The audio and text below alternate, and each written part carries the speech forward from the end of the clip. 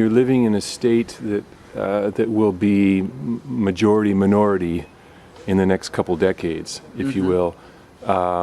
It's a state that the budget's all out of whack, taxes, people, water uses, all of these. You had brownouts that affect business. In certain ways, and yet California is still, I guess, one of the top 8 economies in the world, if you can measure it that way. So, in a certain way, how do international events affect here and the growth and the quality of life here? Well, I think the hardest part, sort of, when you have something that's extremely centric,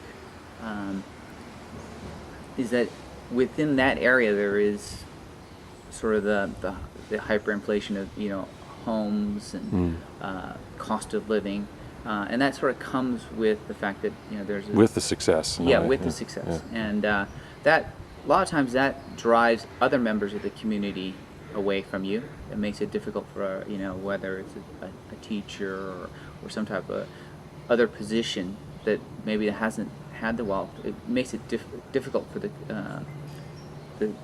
community aspect. It polarizes the community.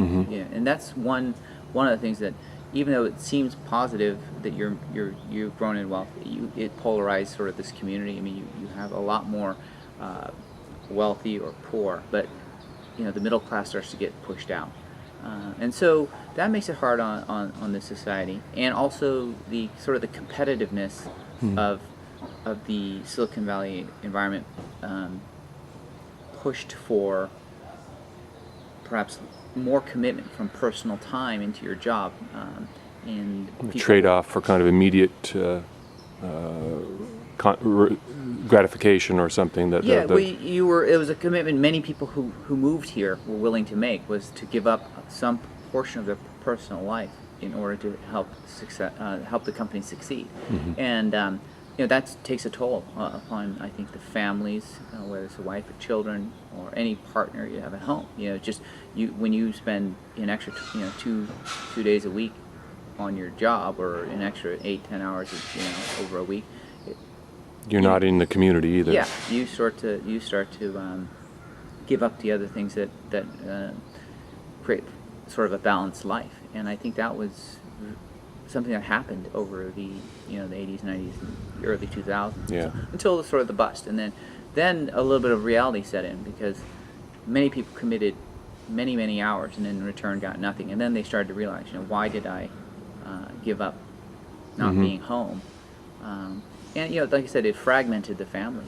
It takes a toll on your children or your partner or your wife, and I think that's a penalty many people were willing to take initially, but it's a heavier toll in the end when you look back that you gave up 10 years of your life working so hard, and then you didn't get lucky, and it didn't come to a glorious success, and now you're just still working, and you've missed out, or your family's missed out. Let me ask you about, as kind of a final question about, again, to kind of bring it full circle to Korea and to the work you do and kind of the nature of this work. How do you see the U.S. adjusting to the rise of other powers and other economic centers? I mean, I know after the bust that there's globalization of guys who write code and everything now, and so what was once maybe an inherently Silicon Valley expertise is now global expertise, and it's also cheaper globally. So how do you see America adjusting to the rise of other nations, other economies, whether or not it means necessarily the decline of our country? Right. Well, I see the adjustment. I think it's going to be very difficult. I see sort of the fact that initially, I think this is like almost a person, almost like a person. Your initial reaction is, whether it's denial or frustration, you sort of get defensive, and you either try to impose your will, or you completely deflect and the other parts or someone trying to enter your space. And so I think it's a really difficult transition for the U.S. I mean, this is a country for the last 50, 60 years has been unrivaled in economic and sort of power. Yeah. And it wielded a lot of that power. And, there are countries that now are entering the same wealth space as we are. And, so I think it's a very difficult thing for the U.S. to adjust to. And unfortunately, I don't think it's going to be a short or quick transition. I think it's going to play out. You take like the car industry, which, has struggled for some 20-some years, and we still are dealing with it.